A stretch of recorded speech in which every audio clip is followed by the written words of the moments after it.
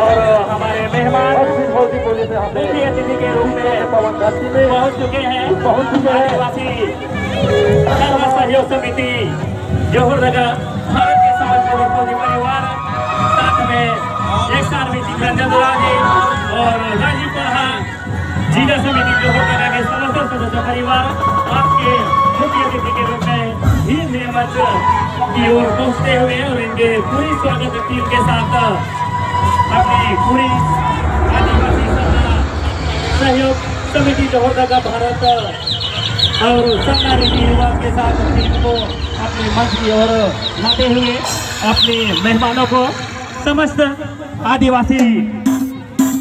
सर्व सहयोग समिति जोहरदगा भारत के स्वागत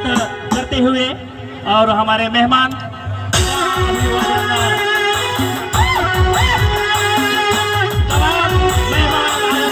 को जोरदार तालियों से स्वागत करें। आज के मुख्य अतिथि के रूप में समस्त आदिवासी सहयोग समिति भारत पुलिस फौजी परिवार आपके मेहमान तो जैसे छोटा नागपुर स्वागत अभिनंदन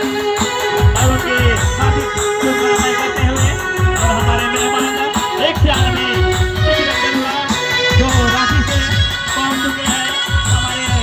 ग्राउंड के बीच में और पूरी अपनी स्वागत मंडली टीम के साथ में जोरदार धमाके के साथ में स्वागत के साथ में और जोरदार तालियों से स्वागत करें सभी को।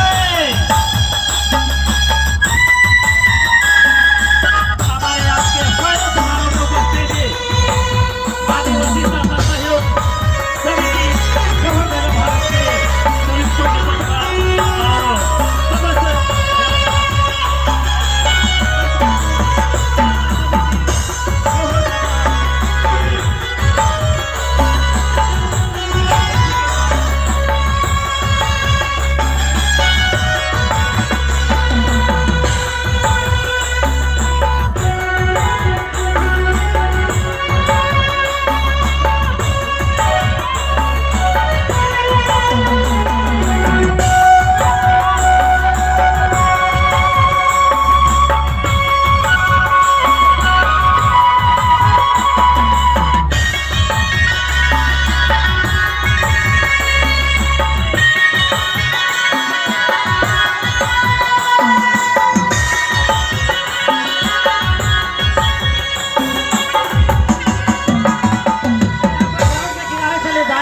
आपको सभी को नजर आए।